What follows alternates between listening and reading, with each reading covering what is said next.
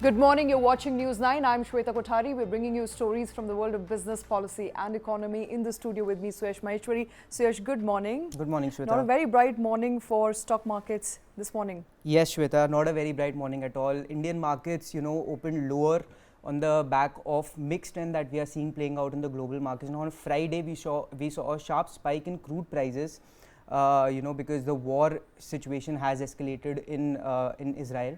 And we have also seen a sharp spike in US 10-year bond yields because of the risk off sentiment. As a result, most Asian markets were traded mixed in the morning, and Indian markets also, as a result, opened lower. Now, Nifty has opened above the 19,700 level. It has stayed pretty much at that level since the opening trade. Sensex, on the other hand, was down about 150 points at 66,129 mark. Now, the broader markets, Shweta, were trading in the green. Nifty Mid-Cap 100 was up about 0.1% at 9:45 a.m. this morning, whereas the small cap index was up about 0.3%. Volatility also spiked by about 3% this morning, and the India VIX is currently at around 10.94 mark. Now, among sectors, Shweta, the focus will be on the banking pack. The Nifty banking index came under pressure yesterday, but we'll see a lot of action in the banking stocks and the banking pack in general, as the results come out, starting with HDFC Bank, Federal Bank, Bank of Maharashtra and so on. So the Nifty banking index is down about 0.26% this morning, and it is currently holding that 44,150 mark. The auto pack continues to gain. Now, the auto pack was one of the outperformers in Friday's trade. It is currently trading about 0.5% higher. Other sectors that are in focus was, of course, the Nifty IT pack. We saw three major IT companies come out with its results. Last week, as a result, the IT pack came under pressure, but this morning it is trading on a flattish note and it's up about 0.05%. The PSU banking index, Shweta, is also trading with moderate profits. It's up about 0.8% this morning. All right, that of course is the preview as far as markets this morning is concerned. Let's quickly get in Gaurang Shah, Senior VP Geojit Financials, joining us on the show. Gaurang, thank you for taking time out. Good morning. What are you making of a volatility that we are seeing start of Monday morning? Does it look like the war is finally weighing in on sentiments? Thank you, Shweta, and morning to all of you. So I think large part of the reaction was done and dusted last week on Monday when we reacted. That was the first day since we heard about the geopolitical situation in the Middle East with respect to Israel and Hamas. I think we are virtually on the 8th or the 9th day since the time we had that situation in front of us. Come to think of it. Possibly we could see news-based driven reaction on our markets, but and the problem, Shweta, with these kind of situation is that you cannot possibly have any preemptive ideas. It evolves over a period of time, and every day is a news-based driven kind of a situation. If the situation has to escalate with other countries in and around Israel wanting to jump into the kind of current situation, that may lead to a lot of disruption in terms of energy supplies with respect to crude, and of course, the global economy slowing down. As of now, I think large part of whatever we had to react, we have done and dusted. It will all depend upon how the situation evolves and what is the news flow. But the good part is that we are taking cues from the earnings of this for the second quarter of this financial year. And I think sector and stock specific moves will definitely be there. Now, Gaurang, crude has seen a sharp spike. In fact, it crossed the $90 barrel mark over the weekend. I think this morning it was hovering around the $91 a barrel mark. Now, I was reading a report from Geojit only, which said that a 10% rise in crude oil prices can affect the current account deficit by as much as 0.05%. So how much of an impact, first of all, what sort of an impact do you expect crude prices to have going forward, and for India's fiscal positioning, what will be the impact of it?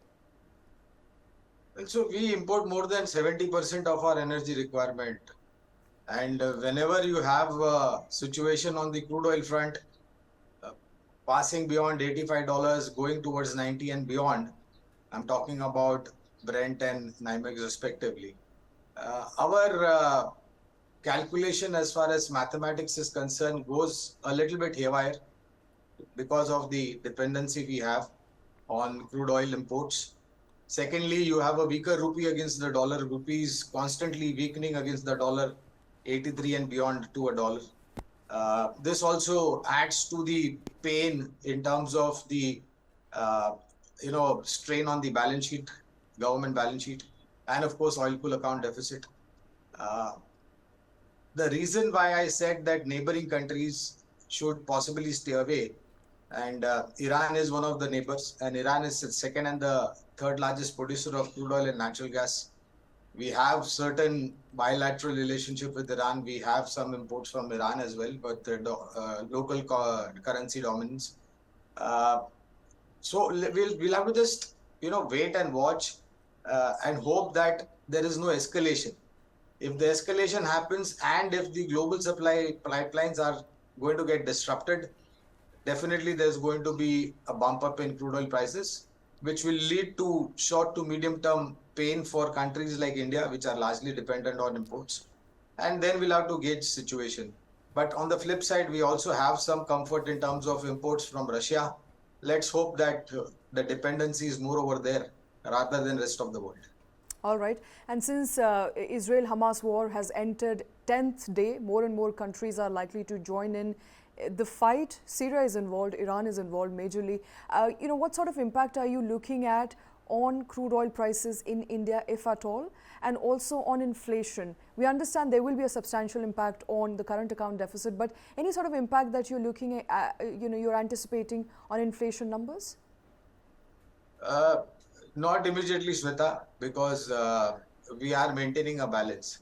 And the problem at our end is that we have 5 state elections up until December 23. Next year, you have a big election. So how much of leverage does the government have in case if the crude oil prices have to bump up and if Iran has to jump in this particular situation? I think passing on any kind of fuel price hike to the end consumer, given the 5 state elections and a big election next year, I think that possibility looks to be a bare minimum. Whatever happens, I think the government will have to possibly take in some part of it, and possibly some part of it will have to be borne by the oil marketing companies. So that may lead to a higher fiscal burden on the government's balance sheet. And an excise revenue cut, perhaps? Yes, and possibly some amount of strain on the earnings for oil marketing companies, because with the 5 state election and a big election next year, I don't think government will have much of a leverage to pass on the hike to the end consumer. So that will be a wait and watch situation, Shweta. I think we'll have to just live by the hour in terms of news flows and what happens to the crude oil prices. Okay, so this is as far as immediate understanding of how long the war is going to pan out. But let's say the war prolongs, it goes into its second month or third month. We've seen Russia-Ukraine war continuing for a year and a half now. What happens in that case? Likelihood of it hurting Indian consumers as well, the resultant hike in oil prices? It will be, and not only Indian consumers will get impacted by that, but world economies will also go into a little bit of slow kind of a move. And already we have high inflation, interest rate situation in developed countries like US and Europe. If this situation escalates, then definitely that's going to add to the problem, not solve the problem.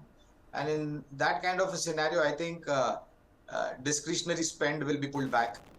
People would want to switch over to alternative, products rather than go in for, whatever they used to consume earlier. And there will be rationalization that will take place, Shweta. So, and in case if this war has to escalate and neighboring countries do get in the Arab League or the Arab world, then definitely that will have its own repercussions on the global economies, including India. Now, Gaurang, in light of all the concerns that we have been talking about since morning, crude prices being elevated for longer, interest rates staying high, and returns also moderating, demand not coming from Western countries as well as China. So do you expect the returns to also stay muted going forward, at least from in a month's perspective down the line for Nifty? See, honestly, I don't look at short to medium term. But if the situation is what it is, and if it has to escalate, then you definitely have to scale down your expectation as far as returns are concerned. And more so, unfortunately, when things were looking a little bit more on the positive side, for the last 10 days, we have this situation between Israel and Hamas. We've heard about certain news items wherein Syria and Iran is possibly, sending out warnings to Israel, making repeated requests to the UN to tell Israel to scale down the escalated situation that they are into. Uh, Unfortunately, Suyash, again, geopolitical situation like this, it's very difficult to have any kind of assumption or any kind of forward-looking statement. It's very difficult to make. Like I've been mentioning, I think we'll have to possibly react to it as and when the news flows come to us. Okay. Would it then be fair to say that it's very difficult to make an assumption about how markets will perform in the near to long run? I mean, all the assumptions that we had prior to the war are sort of, tossed out of window at this point. And also, what should be the path for retail investors going forward, in the face of such uncertainty? Well, Suyash, I think these are great times to invest. If you're not bothered about what's happening for the next 3 to 6 months, and this is not the first time that we have this kind of a situation, especially with the geography which we are talking about, the Gaza Strip, Hamas, Palestine, Lebanon. Uh, we've had situation in the past wherein Iraq invaded Kuwait, and as a counter retaliation, we had US attacking Iraq. We've had situation in Yemen, Syria. We have had the situation for a prolonged period of time. So I mean,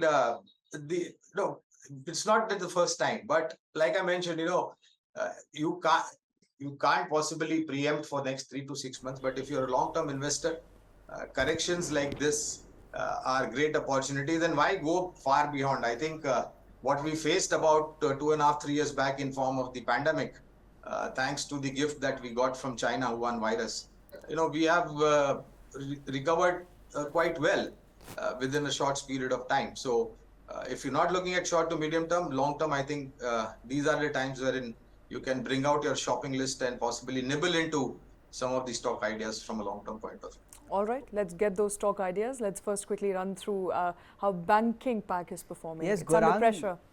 the banking pack was under pressure last week. In fact, even today it opened lower. Now we'll have the numbers trickling in from a number of banks: Federal Bank, HDFC Bank, and Bank of Maharashtra. So, first of all, for the whole basket, how do you expect the numbers to be in this quarter?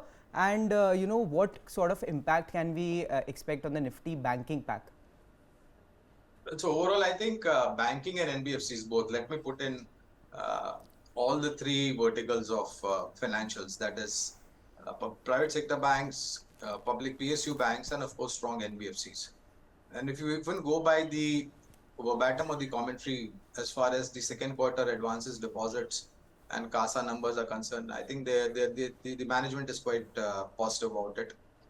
The other fact that gives me a kind of a comfort is the kind of fundraising that some of the banks and NBFCs are doing. Almost 8,500 to 10,000 crores was fundraising done by Bajaj Finance. Gives you a kind of a view that the management is quite optimistic about the credit demand and loan book growth.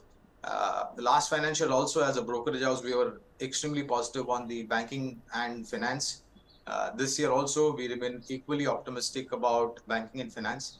And I'll say one simple thing, Suyash, that if India has to become the next $1 trillion economy, a great part of contribution and positive contribution would come in from the banking and NBFCs. And credit demand is going to be extremely, extremely strong. At the same time, over a long period of time, I think we've seen considerable downward move as far as GNPAs are concerned, gross and net NPAs, and provisionings are coming down. Interest rates, for the fifth time, RBI has taken a pause. let's hope that's going to be there for a pretty long period of time. All right, and so therefore one of the results that we're expecting, a banking major, HDFC Bank. Let's go through what is the expectation. What are markets looking at? So yes, Shweta, India's largest private sector bank will report its Q2 earnings today. It is expected to come after the market hours, so perhaps the market will only get to react to it from tomorrow. But this morning also the stock is down about 0.5%. Now, talking about the results are expected to be muted in this quarter, given that this will be the first quarter where earnings announcement will also include the results of HDFC Bank. So I have not taken profitability figures because on a year-on-year basis they are not comparable. But in last month's analyst meet, HDFC Bank's management said that return ratios will be affected for the next couple of quarters because of higher provisioning and interest coming under pressure. So if you look at the numbers of HDFC Bank, the provisions are expected to increase to about 30,000, which will have an impact on the gross non-performing asset as well as net non-performing assets. So gross non-performing assets in this quarter are expected to be at about 1.4% compared to 1.2%. So this will be a 20 basis point year-on-year rise, whereas net non-performing assets will be at 1.3% versus 1.1% in the year-ago quarter, given also a 20% BPS rise. Now, net interest margins will also are expected to come under pressure. They are expected to decline from 4.1% in Q2 FY23 to 3.5%, which is about a 60 BPS decline on a year-on-year basis. Return or assets are also is expected to take a 40 BPS hit from 2% in the year-ago quarter to 1.6% this quarter, last quarter, sorry. All right, that of course is HDFC Bank. Gaurang, what are your big expectations? What numbers will you be keenly eyeing? Well, I think there could be a little bit of squeeze on the NIMs. Asset quality is definitely going to give you a positive kind of number. Not to forget, we've seen a merger of HDFC Limited into HDFC Bank. Merger to play out at ground level may take a little bit of time. And I remember very well, Shweta, when the merger was taking place, all of us were extremely upbeat about it. We still remain upbeat about the merger. It only takes a little bit of time to play out as far as the earnings and adjustments are concerned. So not extremely concerned about this quarter, slight disappointment, if you will, on the NIMS front, on the margins front. But long term, we remain positive on HDFC Bank. And I think if my memory serves me right, Shweta, targets are somewhere beyond 1,900 on HDFC Bank. Right. But Gaurang, you're obviously optimistic about the long-term prospects of the bank. But given that the results are today and the expectation is that return ratios are going to get impacted, do you expect some sort of a correction in the stock prices? I mean, in the last 1 month, we have seen the stock fall about 6% or so. But in the last 5 days or 5-6 sessions, the stock has consolidated at about 1,530 sort of levels. But do you see some bit of correction after the results? Well, I don't think there's going to be a long life for HDFC Bank share price sub 1,500, to be very honest. I hope I'm right on that. Since the numbers are today, don't want to jump the gun, Suyash. But if you do get an opportunity, and stocks like HDFC Bank, you have to look at the historical track record. Even when HDFC Limited was there, HDFC Bank, these have been great wealth creators in individual portfolios. And I don't think you can write them out just because you get disappointment for 1 or 2 quarters. You have to look at the broader picture. All right. Looking at the broader picture, what other stocks are we tracking? So Tata Motors is also in focus today. If you remember, Shweta, on Friday the stock touched a record high of about 666 levels, giving a 5% rise. This was on the back of reports that government is planning to boost the local manufacturing of electric vehicles. In fact, over the weekend we had a news that Tata Motors is looking to sell about a 9.9% stake in the in Tata Technologies, which is due to come out with its IPO in the next few months or so, to TGP Enterprises. Now, TGP will pick up this stake at an enterprise value of about 16,300 crore rupees. And in fact, if you look at the stock today, Shweta, it's up about 0.5% this morning, and in the 1%. last 6 months the stock has rallied about 42%. So Gaurang, like, given that we have seen a good bit of run up in the stock prices and that it is at its record high levels, do you expect some more upside in the stock, or probably we should expect some profit booking at this point in time? Any stock, as a matter of fact, Suyash, does correct after a rally of a certain percentage. And we clearly remember, Suyash, that Tata Motor was once upon a time an untouchable stock. Nobody wanted to touch it. At 250, 300, it languished over there for a pretty long period of time. We stood with the stock at that point of time. We are standing with the stock even at current levels. 740 or thereabouts is the target based on whatever earnings we've seen so far. The management has also spoken about reducing the debt or making it debt free over a period of time. New launches have found tremendous amount of traction as far as consumers are concerned, and there still remains a wait list period depending upon which segment and what model you want to go out and buy. And in the compact SUV EV segment, Tata Motors has been an undisputed king based on the model of Nexon. And of course, GLR business is doing well, contributing much better. So we remain positive on the stock. All right. And before we let you go, Adani Enterprises is also in the news. A host of news, in fact, coming in after OCCRP report, another fresh report that came in by the way of Financial Times. And now we know Ministry of Corporate Affairs has also started investigation into Adani Ports. What are we picking up, Suyash?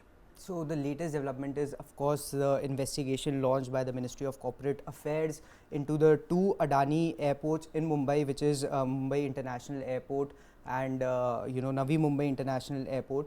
And we are seeing a good bit of impact also. I mean, the stock was down about 0.5% this morning. Some bit of a recovery on the back that the stock has already corrected because of the slew of negative reports that the group has faced in the past week or so. And I think it's down about 0.22% at currently. All right. Adani Enterprises, Adani Ports, strong management commentary coming in there, Gaurang, over the past weekend from Adani Group, where Karan Adani also came on record, reaffirming faith to investors, stating we'll be repaying debt and we'll be repaying it sooner rather than later. What are you making of, future of Adani Group of companies? It remains strong, but as far as stock performance is concerned, very volatile over last 1 week. Obviously on the back of news items that are coming in. I'm sorry to disappoint you, Shweta. We don't cover any of the Adani Group companies. Okay. All right. Okay. Fair enough. We'll leave it at that. But Delta Corp, another stock that took a beating. Yes. There is a shortfall in revenue, GST collection, and notices have been pouring in. Yes. So Delta Corp has gotten another GST notice of about 6,384 crore rupees. Now, the total amount of shortfall, the tax shortfall, is about 23,000 crore. And remember, the market capitalization of Delta Corp, Shweta, sits at around 3,700 crore. So 5 times the entire market capitalization, it has received the tax notices. And we are seeing a fair bit of an impact on the stock also. It's down about 8% this morning. So not a good news for Delta Corp shareholders. Delta Corp, and Avenue Supermarkets as well, down by about 2.68% after the company missed its revenue targets. Revenue targets, revenue was actually ahead of street estimates, but profit and margins came under pressure, and that's why we are seeing some correction. And the stock has also not performed in the past month or so. It has been hovering around the 3,800 mark, has faced resistance at the 4,000 mark. So we are seeing a correction on the back of disappointing earnings for the company as well. All right. I think we'll leave it at that. Gaurang, thank you very much, sir, for taking time out. Thank you for joining us here this morning.